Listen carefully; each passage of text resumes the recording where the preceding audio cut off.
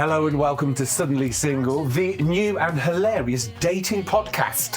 Where we're going to get our celeb mates to tell us about their dating disasters. We're also going to have a few experts in the studio to tell us where you and I are going wrong. Come on, and I don't think you've got enough makeup on. I need the sun, I need inspiration. I just want to give. Just want to get out of here. Welcome to Suddenly Single. Siobhan, I have a question for you. What is new? Your face. I told you not to mention that procedure, and that's next week. What else is new? The sofa. Yeah, brand new sofa, The chair. brand new chairs. Basically, we have a brand new Suddenly Single set. And that is because over 3 million of you have checked us out on social media. Thank you. Thank you very much. And what better way to launch that news with a very, very special guest, Kellie Maloney. I just want to give. Just want to get out of here. So welcome to our new set. You are a living legend. And so that's why you're our first guest in our new set. In my own mind. No, in my mind, because I love boxing. And for 30 years, you were a boxing promoter, the boxing promoter Frank Maloney. And it's interesting, you don't mind being called Frank. You've said names can never hurt you. No, Frank was part of my life. For 60 years, I was Frank Maloney, Mm-hmm. you know, and I took a lot of counselling when I going through my transitioning, and, you know, I was told that Frank will be dead. But I turned around to my counsellor and said, that's impossible. We're not burying Frank in a box. All we're doing is changing the outside cover so my body would match my brain. Yeah. And so it doesn't bother me if people misgender me or still refer to me as Frank, you know, because Frank had a very exciting life. Frank had a brilliant life. He promoted Lennox Lewis, world champion, at one David point. Hay, you know. Yeah. Haymaker. Haymaker, Mhm. yeah. I didn't realise that when I was looking at your history, that with Lennox Lewis in 89-90, you became the first British manager of a British heavyweight in over a century. Is that right? I still am the only British manager of Really? an undisputed heavyweight champion, because Tyson Fury lost to Usyk in the last unification fight. So, yeah. It's an amazing achievement, but an amazing background that you've come from, and very masculine, very on the edge. Would you agree with that? But that's my impression from the outside. Yeah, no, it is. It's very interesting. You know, it's a strange world, and I come from the very old school world of boxing, where a lot of business was done in strip joints, lap dancing clubs, gentlemen's clubs. It's you know, people don't. When I say that, people don't believe that. For 60 years, you had 2 marriages, 3 children. Behind the mask, you divorced in 2012, and then you came out as transitioning in 2014, and it was your final operation. But that's 60 years. Behind the mask, to me, is what we saw on the outside as this boxing male promoter. What was actually going on inside? It's hard to explain. I always knew I was different, but I didn't know why I was different. I never thought I was gay. I never had these. I loved female company, but I loved their company more than probably having relationships. But I did fall in love twice. I don't deny that, and I fell out of love once. And I don't know. You try to be the perfect person. And being born to an Irish Catholic family, and a dad and the oldest of 3 boys, I was always the one that was being pushed to achieve things and do things, and to keep my mum and dad happy. I wanted to be the perfect son, I suppose, and I fought it. And I read an article by April Ashley when I was about 12, and I saw how they destroyed this woman's life who was a transsexual woman, probably the most famous in Britain. April Ashley was. She was a Vogue model. She was a dancer in Paris in that big dance club, and she married a lord. And when they found out that she was a merchant sailor in a previous life, they totally destroyed her. And I read this article, and I related to everything in the article, how she was growing up. And I said, that's me. That's really what I am. And at that time, they said a sex change. They didn't have the word transgender or transsexual. And I looked at it and I said to myself, there's no way I will ever admit to this. I will fight this till the day I die, because I would never want to go through the newspaper and do what they've done. And then a few years later, I read another story in The Sun about a Bond girl called Tula, who was Yes. also, Beautiful. yes, very beautiful, but was also born in a male body, Mhm. and they destroyed her. So I just, for the rest of my life, I was going to fight it. But How old were you when you read that and made that conscious decision? I was about 13 the first time, 12 or 13. 13. So you hadn't Yeah. even really gone through puberty even at that I was point. just going through it then when I just started playing So that was myself. that. But that's an amazing thing to That's identify. truthful. yeah, just getting excited. But that's an amazing thing that early to identify in your own head that this is something I've got to keep inside if I can, because I don't want all the heartache that's going to come Well, with you've it. got to remember at that time, we didn't have the internet. Yeah. We didn't have counselling. Yeah. I didn't have counselling until late in life. And people didn't talk about it. You was either, well, I grew up in a world where there was no grey area. Mm-hmm. It was white and black. Mm-hmm. My dad had no grey area. Yeah. And in them days, if you were gay, the names you were called, you were ridiculed on the streets. Yeah. And so it was. Yeah. You're a target. Yeah. And you just want to be yourself. You don't Yeah. want the extra labels. You just want to be what you want to be. And so I fought it, and then I done what was expected. I got married. Yeah. I had my first daughter. The marriage didn't work out. And then I had a couple of relationships in that. One of them was a pure physical relationship that just died a death. Mm-hmm. And then I met Tracy. And to be honest, I fell in love with Tracy. And then I still love Tracy. But I know we can never be together because of what I've gone through. Mm-hmm. But we are good friends, which is She's being supportive. a nice thing. It's nice to know. It's amazing, but it's a testament to her and your personality that you can still be supportive and friendly after everything that you've been through together. One of the things I read that you said, and correct me if this is wrong, you may never have transitioned if your dad was still alive. Yeah, that's true. Why? Because of the Catholic guilt, or No, the letting him down as a man, or Probably because I let him down because he had me on a pedestal. okay. And I was told to leave school at 15 without any qualifications. I was told I'd never do anything in my life. But my father pushed me and told me that I could achieve something if I tried. And obviously when I signed Lennox and we got better, and I signed other fighters and they won titles, and I became sort of a household name in boxing. Mm-hmm. My father, I'd come down the pub, local pub in the Walworth Road. I'd go in there. My dad would, "This is my son." The pub would stop. I'd have to buy everyone a drink in the pub. My dad, he was in the corner. Yeah. He used to be like the character of the pub. Yeah. And I had so much respect for him.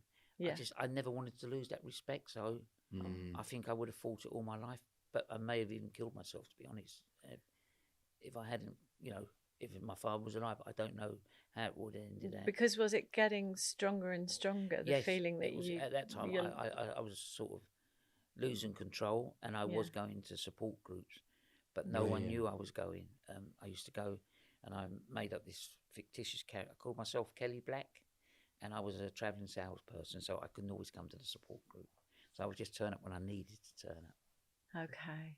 And so I'm just trying to do a chronological order. You were 13, you identified that there was something you're going to keep hidden. When did your father pass away? 2009. So relatively recently, really. You came out, you presented yourself as Kellie in 2014. So it's 5 years later. Yeah, no, I started living as Kellie in 2012, but I lived under the radar. Right. I only came out publicly because I was forced to come out publicly. That's such a horrendous thing that you were forced to have to do anything about your own private life. Almost immediately you went into Celebrity Big Brother, though. Was that something you just like grabbing the bull by the horns and just going, if I'm going to come out, I'm going to do it on my terms? No, I wanted to control the story about coming out, so it took a long time for us to agree which newspaper was going to run the story. But your hands were tied that it was going to come out. Yes, it was going to come. I was told by a QC, and I was paying a fortune in legal fees to keep it out of a certain newspaper. And once it's on the internet, they can write what they like. Yeah. So, and the QC advised me to take hold of the story, either put something out myself or do a story of a newspaper.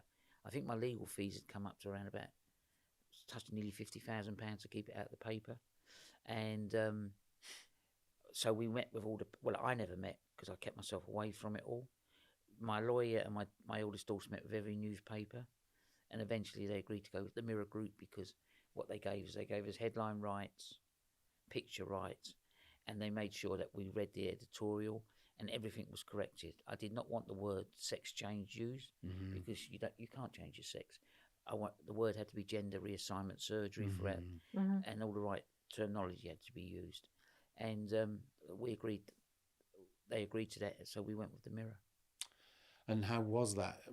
That must have been such a frightening time for you to. It's being published, and then waiting for the reaction. Well, I disappeared to Cornwall. Did you? Is that literally get away and I took batten the hatches down? I had 2 Airedales at the time. I took my Airedales with me, and it's quite funny because I took from the support group. The woman who ran the support group, I'd actually owned up to her about everything, and I told her what was going to happen. So she was very supportive, and I had a friend there in the support group, and I called her Mrs. Doubtfire. She was a lovely. She always wore a red mac and a big red hat, and she was really lovely. And she sort of took me under her wing. Lovely. And I told her, I said, look, something's going to happen this weekend, and I need to be away. And she said, what's going to happen? I said, my story's going to break. And she said, oh, that's hard. She said, do you want me to come with you? Oh. And I said, yeah, it'd be nice company. She said, and I'll help look after you. I'll make sure you know. She's a real motherly figure. She's a lovely lady. Unfortunately, she's died now. So we're driving down in the car, and there was a big boxing event in London at the time. And my phone rings, and I can't remember which journalist it was. And he went, Frank, where are you? And I said, oh, I'm in my house in Portugal. And he said, there's a story going around ringside. I said, what story? What, have I signed another boxer? Right. He went, no, he said that you've done something with a newspaper and it's coming out tomorrow, and that you're living and you're going to live as a woman. I went, because I'd signed something with the Mirror, I could not own up to this. Confidentiality. I said, no, of course not. I went, that's crazy. He went, I thought so. He said, Frank Maloney, Jack the lad around town. And I said, yeah, you're right. I said, good luck with the fight tonight, and I'll speak to you next week. And I cut the phone off. And she looked at me and she went, you're Frank Maloney, the boxing promoter? I went, yeah. She went, no wonder you've been so secretive. Oh. And she was, What a lot of pressure. A lot of pressure, but you said at the time that you could have coped with however that was received, but what you couldn't have coped with was your family not accepting what you did, losing your family. So were they extremely supportive from the beginning? I mean, that must have been a really tough conversation to have. Yeah, no. And frightening with your girls. It was frightening for it was very hard for my 2 younger daughters to start with. How old were they when you broke the news? Libby was 12. Right. And Sophie was 18. Right. Emma was obviously a lot older. She was in her late 30s. Yeah. It was very hard for them. Emma, maybe because she's the oldest, particularly protective of you, and she's moved to Portugal, hasn't she? Yeah, she's got business in Portugal, So do you see her regularly then? I see her nearly every other day. That's amazing then. So you've moved to another country some of the time of your life, and your daughter's moved out there, and you've still got that network. Yeah, and I speak to the other ones every day on FaceTime. And you've got a small holding in Portugal yourself, haven't you? With how many animals? Oh, I lose track. I just 7 pigs, 3 dogs, ducks, turkeys, geese, peahens, tortoises. Oh, that's peaceful. Guinea pigs. I find animals very not judgmental. Yeah. And very loyal. Yeah. Which, you don't always find that in human beings. Yeah, I think that's a very polite way of saying things there. Just going back to when you were forced to play your hand, you went down out into Cornwall to batten down the hatches.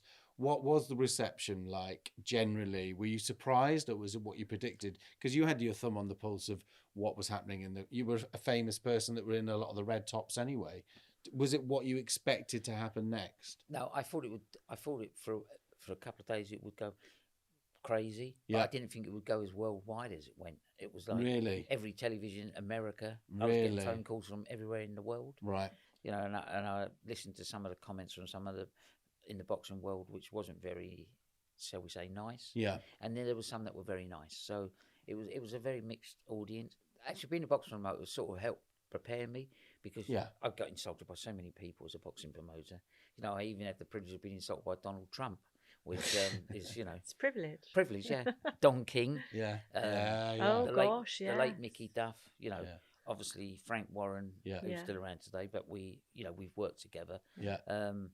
So, because, you know, I had Lennox Lewis and they all wanted Lennox Lewis. You know, they couldn't make out this little fella from Peckham Yeah. had signed the hottest property in boxing. Yeah. Can I, on the point of Lennox Lewis, he put this out after he read that.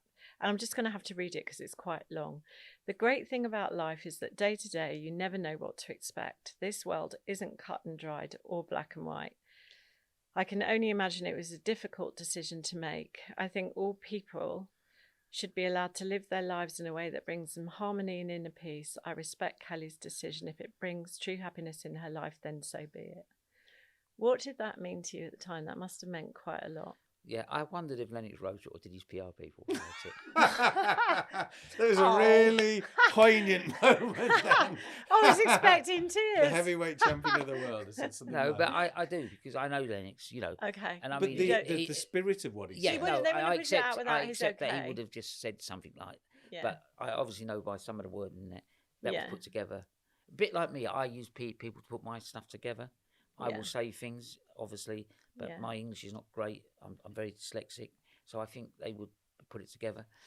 That was very welcome. I actually put the letter up on my social media account Yeah. Oh. to show people, Yeah. you know, yeah. I mean, we haven't met since I transitioned, Okay. so I wouldn't know what his reaction would be.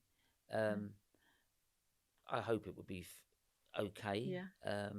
Because we had a good relationship for Yeah. over 12 years. What I'm fascinated by is the immense pressure that was on you, that you put on yourself, your father and family and the public arena that you were in. You were forced to come out. You had to do all the bits and pieces that were attached to that. And then almost immediately went into one of the most pressurized things. You went to Celebrity Big Brother. No, I agree. You know, you could have gone off and gone, right, well, you know, I made a little bit of money. I don't need to worry too much. And then you went, what was the reason for that? To dictate how people were going to see you? No, I think it was. I was very confused at that time. I think it was only about 6 weeks my story had broken. Yeah. I'd gone to an event in Germany, a boxing event in Germany, where I was made very welcome.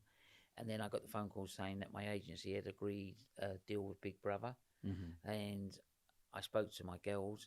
One of my daughters didn't want me to go in. Mm-hmm. My 2 young daughters was like, "Oh, go in, it's great," you know. Mm-hmm. I spoke with my counsellor. I spoke with my lawyer, and they said it can either be 2 ways. It can help make you or it could break you. Mm-hmm. And even at the last minute, I was in. They keep us all separate before we go in, so we don't know who's going in. I drank 3 bottles of wine, and I was on some pep pills and What's that? calm to keep me calm. Right, I was, okay. can't remember what they gave me. Yeah, anti-anxiety pills. Yeah. God, you must have been so terrified. I It was. like a I was. gladiator going out into an arena. If you saw me going into the interview, I nearly never went in. Yeah. In a way, I wish I hadn't gone in because I think it was too soon. Right. But I grew in there. I was very lucky. I had a lot of support. My lawyer negotiated that I would have a bed on my own. Ah, At the end- really? I was in the same room, but at the end Yeah. of the room, he Yeah. also negotiated that they could not film me in bed Yeah. because at that time I wore wigs. Yeah.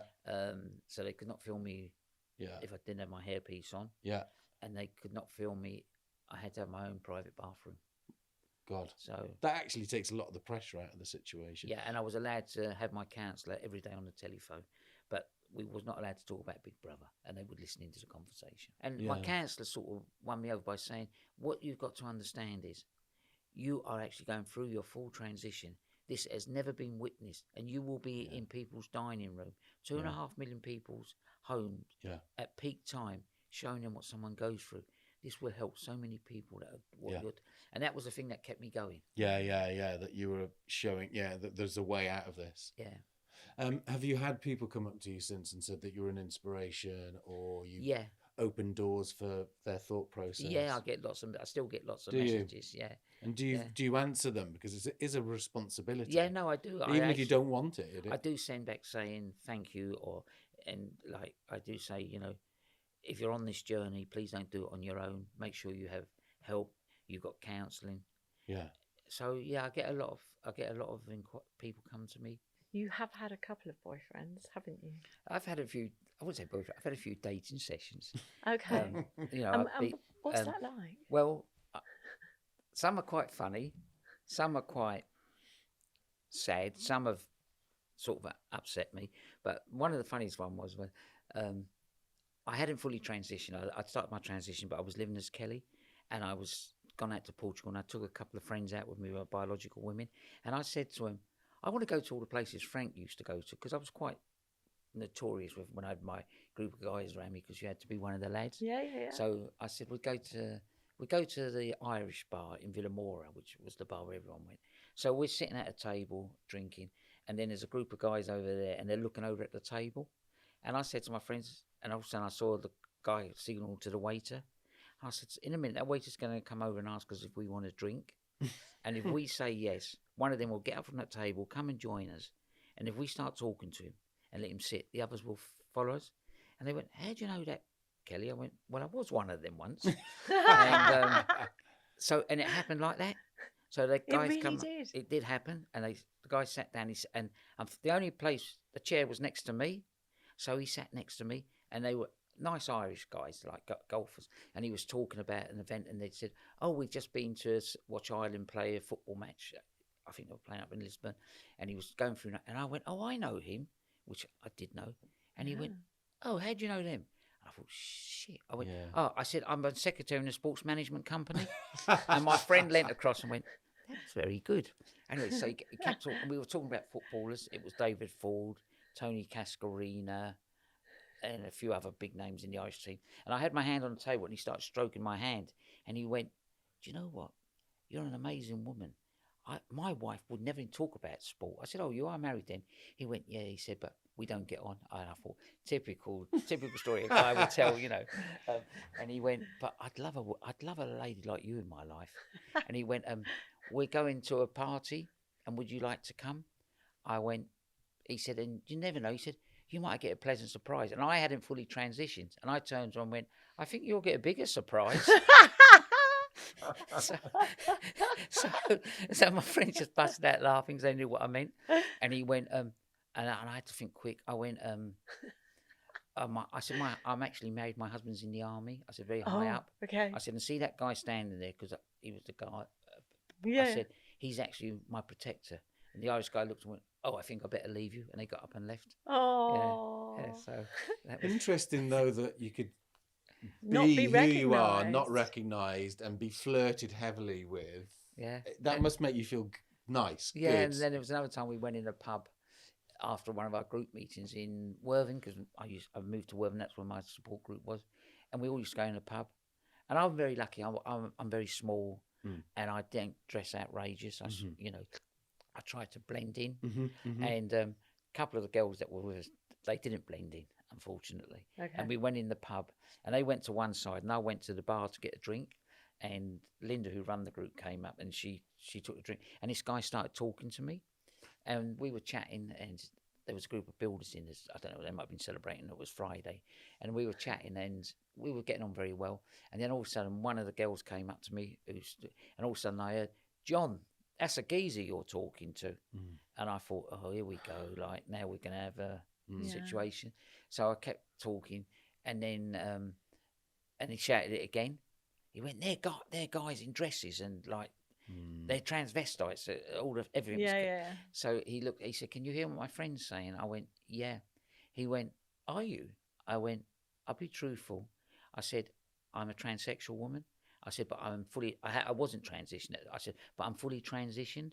I said, "But I don't want to cause you any problems. If I'm upset, if it's upsetting, I'll go and sit with my friends." He went, "No," he said, "I'm enjoying talking to you." He said, "I would never have known." He said. And we kept drinking. So at the end, when my friends were going, I thought, I'm going to go now. So I said, look, I'm going there. He went, can I have your phone number to phone you? And I went, no. I said, I'm not really into dating. And why did you say that? Because didn't fancy him, or it wasn't. I just don't like. You know, if he's got friends that are like that, it's obviously okay. Yeah. But he didn't care. No, he didn't seem to care. But I didn't want to take it any further. I hadn't fully transitioned as well, so it was. would you prefer still then to meet people in real life? Like, you seem to be quite good at going to bars and stuff. Yeah, I like people. Yeah. I like, but I am very much a loner. I know it sounds contradictory, but I love my own company. Yeah. I like going out. Yeah, I like and going then back to coming my back. own house. On your own. On my own Yeah, with and my have your own dogs. space. And I've been on my own for so long. Yeah. I've dated a couple. I've been out with a couple of women as well. Mm-hmm. I suppose I'm a what mixture of all sorts. Let's try everything. Yeah. Why not? Because you were only here once. That's what I say. Yeah. Yeah. You mentioned before support groups that had been very good for you. There's a difference between support groups and the trans community. Mm-hmm. Is it a community? Does everybody get on? No, Because I think you've made us feel very relaxed about if we say the wrong word, it's not the end of the world that we've misgendered or done something incorrect. Because our approach to this situation is that we're Team Kelly, but we still might get things wrong. No, I don't think you can get things wrong. No, I mean the trans world is very diversified. Mm-hmm. I don't agree with a lot of things in the trans world. I think the trans umbrella is too big. It covers too many genders. Right. And for that, I'm sort of ostracized by some of the trans community. Right. And I'm told that I'm not loyal. Can you give me an example of Well, that? there's non-binary, there's gender fluid, there's gender neutral. Mm-hmm. There's 72 genders. Mm. But I don't believe you can be a trans woman or be accepted in the community if you still got your penis. Mm-hmm. And, that when I say that at trans meetings, they go mad. But I do that because I have 3 daughters, and I talk to my daughters, and they say like me. When I was transitioning, I never used a women's changing room when I had my male part because I felt that was disrespectful. Yeah, and it would draw attention. Yeah, I would buy clothes, take them home, try them on. If they didn't fit, I'd take them. I would use toilets because they were cubicles, so no one would see me. Yeah. So and I feel we have to get it right in the trans community. We have to accept that not everyone's going to accept us, but if we do it right, they may respect us, and that's all we can hope for. Yeah. And I don't like labels. Yeah. I don't go around telling everyone I'm a trans woman, but if I'm asked, I will not deny it. Yeah. I will actually say I'm a transsexual woman. So I'm from an older movement where, because the word transsexual is not used anymore, except by us older women. And what does transsexual mean then? It means that we have transitioned from Gender. a male gender to the other. I don't know the word sexual because you don't change your sex. You can't change your sex because when I die and they dig me up, all right, I may have a female body, but if you examine me, I'll have male chromosomes. So what, if I was going to say one word, the biggest word that would come out from your transition if I was in your situation and I transitioned, would be relief. Yeah. Is that a fair assumption? Because you carried so much on your shoulders for so long. I mean, I attempted suicide because of the. Did you? A few times, I ended up in a psychiatric hospital for a few days, which was a very scary thing. But I am now very contented, a very happy, and very cheerful person because I am myself. I'm not lying no more. Yeah. I may have hurt some people on my journey. But not maliciously, presumably. No, not maliciously. But at the end of the day, I am who I should have always been. And that makes me happy and contented. I used to get up in the mirror as Frank, look in the mirror and think, what arguments can I get in today? Who can I upset today? That was my mentality. Is that to displace the anger that you had? I think so, and also because of the world I was in. But now I get up and I look in the mirror and I smile and think, do you know what? I've got another day of peace ahead of me. And it's such a nice feeling. That's so lovely. It's such a nice feeling. That is really a lovely feeling. You've had relationships with men and women. Where do you, since you've transitioned to Kelly, where is it easier? Where have you had the deeper connection with men or with women? I think maybe one with one girl. Yeah. I'm a person that says I don't really know my sexuality. I actually answer the question as my gender is who I go to bed as. Yeah. My sexuality is who I wake up next to. And so far, I've only woken up next to my black Russian Terrier dog who's 60 kilos. So I don't know. So I That's don't not know. really answering the question. So I don't know what that makes me. But Yeah. no, I did have. I had a relationship with a guy that there's a website out there which a lot of trans women go on, Okay. and it's more of, it's not so much a dating site. It's more of, I call it a kinky sex site. But Okay. and I was on it, and I forgot to take my profile off it, and I don't know why a message came through. Someone likes your profile, so I thought, oh, I'll click it, and I clicked on it, and this guy had sent me a message, so I responded. So there were a couple of messages went back, and then he asked for my phone number. I thought, okay, he doesn't know who I am. I'll send him my phone number, and I am on it as Kellie Maloney's. But so I sent it. So he phoned me, and we got chatting, and he said to me, I really like your profile, and I sort of said, well, you know, I am a transsexual woman. I said, but I fully had the operation. He said, yeah. He said, I like transsexual women. I was in a long relationship with one, but she died. And I went, oh, okay. And he went, I'd like to take you out to dinner. I went, okay. I said, I don't mind that. And then he I thought he sounded a bit Jack Glad. He went, I don't know what car I'll pick you up in. I said, sorry. He went, well, I've got a Bentley, I've got a Range Rover. I went, oh, that's funny. I said, I've got 3 cars parked outside my house. He went, oh. I said, but not as big as yours. But I said, I like big cars. I've got an original Wrangler Jeep, and I've got my runabout car, and I've got a smart car. I used to have a smart car. So Easy to park. yeah. So then he said, well, if we get on and you're good, I'll take you to my house in Madeira. I went, well, if we get on and you're good, I'll take you to my house in Portugal. So he went, I can see I'm not going to impress you. I went, no. I said, I'm not very easily impressed. And then he arranged, he said, well, can we go to dinner? I went, yeah. He said, I think I'll pick you up in my Bentley. I said, okay, I'll come to your house. I said, no, you won't come to my house. I'll meet you outside this pub. Yeah. So I got my friend and I said, do me a favour, drop me up here, and so you'll pick me back up here at a certain time. So we get there and we go, and he did have a nice Bentley. But I think he was a clean freak. He had gloves on when I got in the Bentley, and I was looking at him. Christ, he sounds like a murderer. Yeah, that's what I thought. He wanted to come to your house and he's got gloves on. So yeah, like he was one of those clean phobics. Yeah. And he went to me. I got in the car and he went. He said, "You're even better than your photos." I looked at him. I went, "You're a little bit fat, by the way."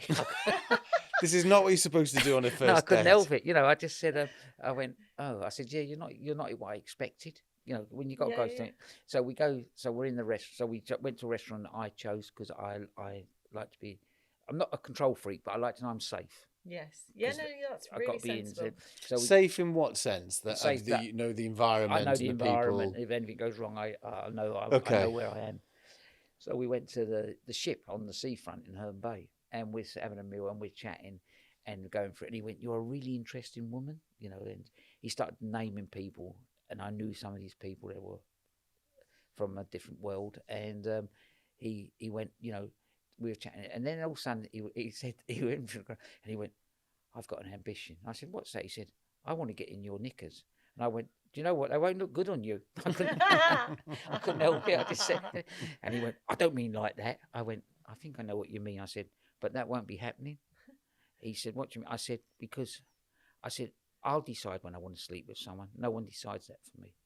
And we went out for about a month. What? Right. So you went out. So there must have been some frisson Well, no, between it's you. just I was experimenting, seeing if I Yeah, liked it, and we went to we went to my friend's wedding, Oh. who was a trans woman, Okay. and she married. It was a lovely wedding. So and they knew I was, and they went, "Kelly, bring that boyfriend of yours," and he would never have his photos done. Okay. He would never have his photo, and he was always going up to Newcastle, Manchester. So I think he was a little bit on the wrong side of the law.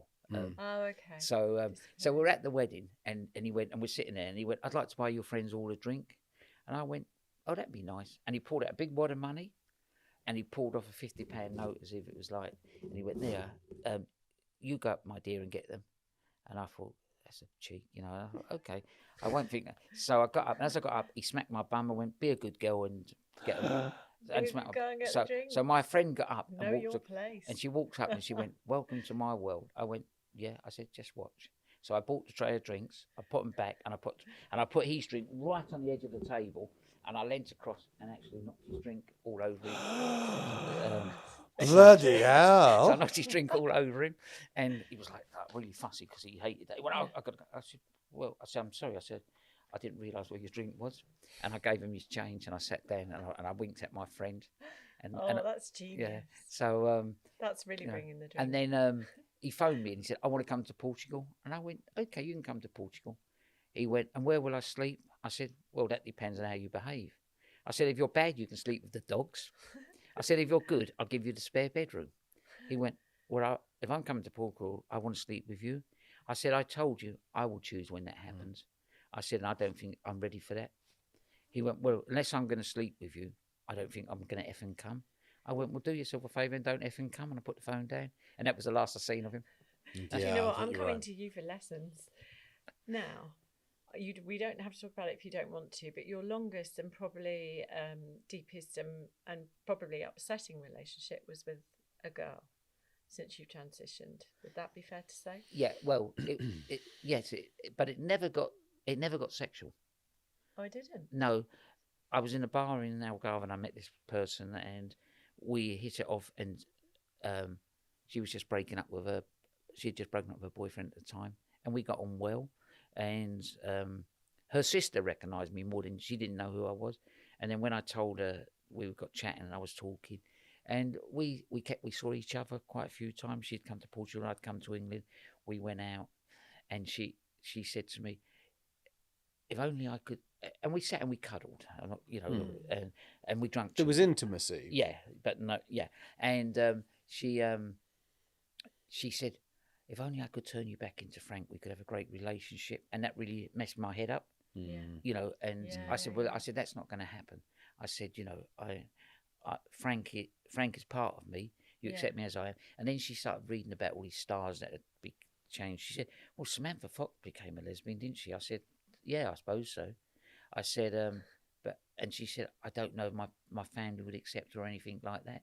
And it went on for quite a while, and we got really drunk and then one night she brought her family out to Portugal, so I allowed her, and we were sitting drinking, and her mother said something, and I just sort of bit, and I went, "Look, we're not having a lesbian relationship." I said, "We're just very good friends."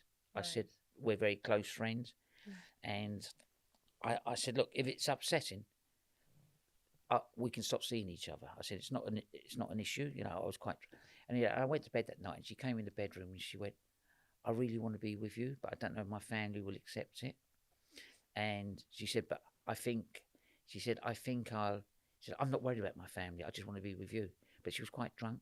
So the next morning I was in the pool swimming. She came down and she went, "What I said last night, I'm not sure it'll work."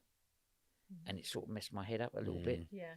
And to be honest, I went on a big drinking spree, and I came home to England, and I was doing a talk on mental health at National Health, and I was at the airport flying back, and I phoned her and she didn't answer her phone, and I got back to Portugal and I just drunk myself silly and overdosed on pills, and it was lucky that I had a friend staying with me. Wow. And she family collapsed on the floor, God. and she called an ambulance, and I was taken to hospital, and you know, I realised that was a big mistake, but it was the thing that there was something there, but I don't know if it could have ever developed. You know, we have spoken to each other since, but even the friendship's not the same now. So I suppose you've had to protect yourself so much that when you let one of the locks defenses down, and it gets in and it's not pure and it messes around, it must be doubly hard to deal with. Well, I think it was any rejection's hard to deal with. I think it wasn't so much rejection; it was so much about she kept on more every day about Frank, bringing Frank back, and how amazing that would be, and you know what a character. And my dad always loved Frank. You know, it was a very, let's say, it was a very toxic friendship. Yeah. Would you say therapy has really helped you though? Because I'm a great believer in therapy. Yeah, and do you still do it now? Do you check in when I have a counsellor on my phone if I need them. Yeah. But my original counsellor, Jan, is now a very personal friend of mine. Oh, wow. Because she crossed the line and she had to stop counselling me. And she said to me, "I can't counsel you no more, but we can go for coffee together. We can chat, and I can answer him as a friend." She said, "And the good thing is you won't have to pay me." I went, "I really like that. I really like that idea." I was already going, that'd be great to do that. So we are friends, and she she was out in Portugal for 4 weeks with me. She comes out regular twice a year to see me to make sure I'm safe and chat, and we talk on the phone, but as friends. Yeah. But I do if I ever. I mean, she's in her 70s now, but she was a great counsellor. She got me through so much, and I'm a great believer in counselling. I've actually got true friends around me now. Right. But I actually went to see a friend yesterday. Uncle Ray, I called him. He's the same age as me. We grew up together in Peckham. And this is a really nice story. When I transitioned, we picked out certain people that I would phone and tell what was going to, before the story came out in the paper, and Emma would phone certain people and tell them in my friendship. And Ray was one of them. And when I told Ray, he went to me, I don't understand that. He said, I've always known you. You was one of the real characters in Peckham, and you always had a nice girl on your arm and all that. I went, Ray, don't judge a book by its cover. And he went, look, I don't know if I can see you or be friends with you. He went, but I'll be on the end of the telephone line if you ever need to speak to me. Wow. Anyway, and then I left it like that. And then one day he phoned me out of the blue and he went, I want to meet you for a coffee. And I went, okay, fine. I said, that'd be nice. He went, so we met for coffee, and he said to me, you know, he said, Denise, my wife, told me, Kelly is still the same person. You know, does she still like football? Does she still like boxing? And he asked me all these, and I said, yeah, I still, and we started talking again, and we built our friendship back up. And, you know, he's just retired from work, and I went to see him yesterday, and we were just catching up on old times, you know, and his wife was there, and we had a lovely afternoon. Fantastic. And that, you know, to me, that is a true friend. So he's one of the ones that I kept from my previous life. There's probably about 4 that I've kept from my previous life. We have a relationship expert with us today, Francine Kelly. I just wanna get out of here. So Francine, you've been listening in this time. I have been listening in. It's been an honour, an absolute honour. So Kelly, would you like to meet somebody else? I don't know. I think I wouldn't say no. Yeah. But I wouldn't be rushing about meeting someone else. I actually think to meet someone, I need someone that can stimulate my mind before they can stimulate my body. Oh, I'm so with you on that one. I mean, it's the most incredible journey that you've been on. And when you talk about your childhood and you talk about your dad, what occurs to me is that even in there, you had to hold back a part of yourself to be loyal and to be loving and be what they wanted you to be. So that the pain of that in some ways, you're really torn, because there you are being incredibly loyal to people who love you and who you love. And at the same time, you're being kind of a bit disloyal to yourself. So what I would say to you now, I imagine for me, the biggest question is does it feel now like you are really loyal to who you are? Yeah, I think so. Yes. It was like, it's a sad thing to say, but when my dad died, it was like a weight off my shoulders, because, you know, my dad was, you know, he was my inspiration in a certain way, you know. And I did want to tell my dad. I mean, my dad died of cancer, and the day before he died, he called all of us together, the 3 boys, and I took his hand and I said to him, Dad, I've got something to tell you. And I wanted to, and I went, and he looked at me and he went, you've got nothing to tell me. He said, I am so proud of you and what you've achieved, what you've done for this family. I went, but Dad, I must tell you this. He went, you don't have to tell me anything. And I went, Dad, I love you. And I sort of had to go out because I started crying. Yeah. And the next morning I got the phone call, my dad died during that night. So I never got a chance to tell my dad the truth. Even him saying that, though, was there a kind of an idea that perhaps there was something he didn't want you to tell him? I honestly don't know. Or you'd already told him and he knew in a knew, different way. Yeah, he might have known. Yeah. Was he quite intuitive? He was quite good at reading people. Yeah, Wow. yeah. Because living a lie, you're actually cheating on the people that you actually love and who trust you, and it's very hard to keep that going forever. It's a lot of guilt you're carrying around. Because it's like you said, when I have this conversation with Tracy, your now ex-wife, this is the end of a marriage, end of 20 odd years together and 2 children. That's a lot to have on your shoulders. At any point you have a loaded gun that you're going to shoot. And you don't know how they're going to fare out of it either. Yeah. You're destroying their life as much as you could be destroying your life. But I suppose when those situations arise for anybody in a similar situation to you, is that you get to a point where you can't carry on unless you share this information. Because well, I've got, you know, obviously when you go to your trans group, and I've got friends that are trans women. I've got one who actually blames her wife for her transitioning, and I can't get my head around that. And then I've got some that have lost totally, their wives have totally disowned them, have turned their kids against them. So I'm one of the lucky ones that I've got someone that is still in my life and never turned my children against me. So if anybody's watching this that is facing certain obstacles and challenges that you've gone through, what's the big advice that you would give reaching out to a support group? I would say, find a support group, but tread very carefully. And if you can get the support of your family, that is so important to you. And if you're a young trans person going through that, please try and get your family to support you, because if your family rejects you, you're going to go through life thinking the world's going to reject you. And that is so important. There's a number of I was working with a support group around the Tunbridge area a while ago, where they were rejected by their family, and the majority of them were living on the streets, and they were so like no one will accept us. And I was trying to give them positivity to say, no, that won't happen. Be yourself. Get yourself a job. Find yourself a flat. And they say, well, it's easy for you. But I said, no, I could have lost a lot of things in a different way. I said, I did lose a lot of things. I lost a career that I lived like a film star in. I did. I travelled first class everywhere. Best hotels. Never had to queue up for anything. Now that's all gone. But you're happier now. But I'm happier. That's the difference, and I've, I just feel, if you're a parent, when I was Frank, we used to talk about among ourselves, which guys do. You'd say, "What if one of your kids was gay?" And I had a lot of kids a lot of my friends would go, "They'd never live in my house. I'd throw them out." And I think, but how can you do that? You're a parent. You wouldn't even be a thought process for me if my children were gay. But some people do think that. Right, I think we have now. It's called the Goldfish Bowl of Truth. I just wanna get out of here. Ladies first. You go first. You take. What is that there? I haven't got my glasses on. Oh, well, no, I haven't got mine either. What was or what is the most romantic thing anyone has ever done for you? I don't really know. Flowers being sent. Late night text after a dinner.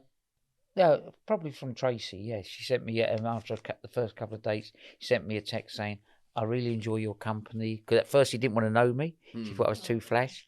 She sent me. She said, "You're not like what I expected you to be like. So I hope we can build a friendship." Oh, that's really nice, actually, and honest. Do you believe in marriage? Yes, I do. I've obviously Catholic. been married. However, do I think I will ever marry again at this age and stage? No, I don't. I'm not saying I wouldn't love a boyfriend. I'm not saying I wouldn't like to maybe even live with someone full time, begin maybe 3 or 4 days a week. But no, I don't think I'll ever marry again. I think marriage is a very old-fashioned idea.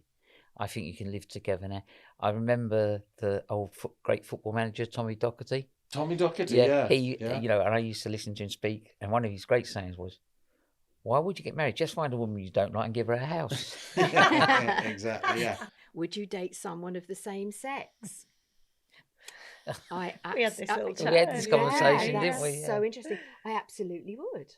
I have loads of girlfriends, and I'd happily go on holiday with them. And when I was in my late 20s, my best friend was a lesbian who was forever trying to get me to date her.